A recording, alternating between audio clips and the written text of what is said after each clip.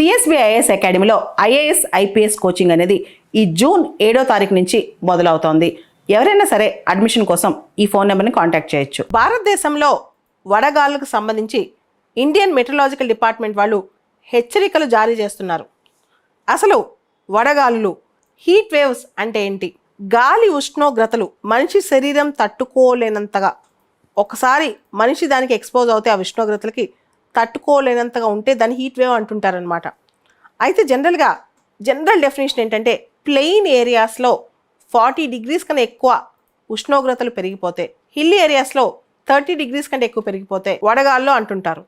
దాంతోపాటు సడన్గా temperatures rise అవుతాయి. ఉదాహరణకి ఒక ప్రాంతంలో 35 degrees ఉంటుంది అనుకోండి రెగ్యులర్గా, సడన్గా అక్కడ 4.5 to 6 degrees పెరిగిపోయింది అనుకోండి, 2 days కంటిన్యూస్ డేస్ అలా ఉందనుకోండి, అప్పుడు ఇండియన్ మెట్రలాజికల్ డిపార్ట్మెంట్ వాళ్ళు అక్కడ హీట్ వేవ్స్ ఉన్నట్టు ప్రకటన చేయొచ్చు అనమాట.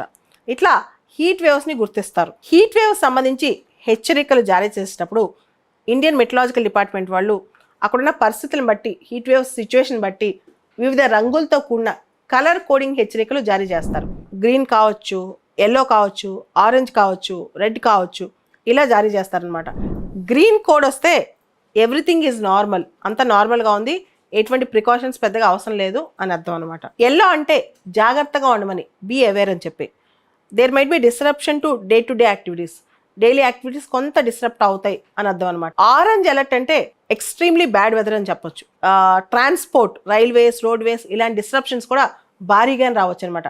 కమ్యూనికేషన్ సిస్టమ్స్ కానీ, ట్రాన్స్పోర్ట్ సిస్టమ్స్ కానీ, ఇవన్నీ డిస్రప్షన్స్ రావచ్చు ఆరెంజ్లో. ఇక రెడ్ అంటే ఆల్మోస్ట్ ఆరెంజ్ లానే extremely bad weather, transport disruptions ఉంటాయి. దాంతో పాటు there might be danger for life, మన లైఫ్ కూడా అది డేంజర్ అవ్వచ్చు అనమాట. అది రెడ్ అలర్ట్. అసలు ఇంత హీట్ వేవ్స్ ఈ మధ్య కాలంలో పెరగడానికి కారణం ఏంటి?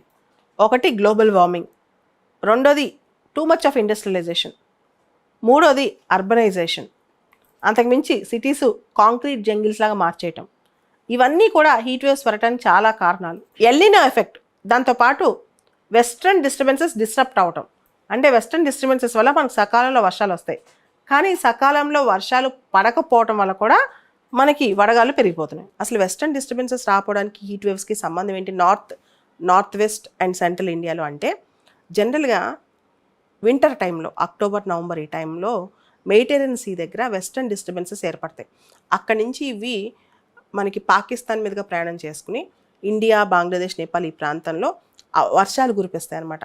North India, north west India, central India ఈ ప్రాంతానికి వెస్ట్రన్ డిస్టర్బెన్సెస్ చాలా ఇంపార్టెంట్ వర్షపాతం కోసం. మెడిటరేనియన్ సీలో ఇవి ఫామ్ అయ్యి వెస్ట్రన్ డిస్టర్బెన్సెస్ తూర్పు వైపు ప్రయాణించి ఇండియా, బంగ్లాదేశ్, నేపాల్ ఈ ప్రాంతానికి వర్షాన్ని తీసుకొస్తాయి అన్నమాట.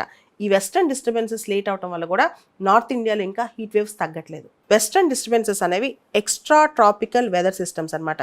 ఇవి మెడిటరేనియన్ సీలో ఫామ్ అయ్యి వెస్ట్ నుంచి ఈస్ట్కి ట్రావెల్ అవుతాయి. వెస్ట్రన్ డిస్టర్బెన్సెస్ అనేవి జెట్ స్ట్రీమ్లో ఒక పార్ట్. ఆ టైంలో జెట్ స్ట్రీమ్స్ వీక్ అవటం వల్ల వెస్ట్రన్ డిస్టర్బెన్సెస్ వీక్ అయిపోయినాయి.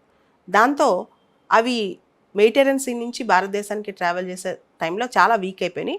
సాధారణంగా వెస్ట్రన్ డిస్టర్బెన్సెస్ అనేవి మెడిటరేనియన్ సీలో ఉన్న మాయిశ్చర్ను ఇండియా వైపు క్యారీ చేస్తాయన్నమాట. సిఎస్బిఐఎస్ అకాడమీలో ఐఏఎస్ ఐపీఎస్ కోచింగ్ అనేది ఈ జూన్ 7వ తారీఖు నుంచి మొదలవుతోంది. ఎవరైనా సరే అడ్మిషన్ కోసం ఈ ఫోన్ నెంబర్ని కాంటాక్ట్ చేయొచ్చు.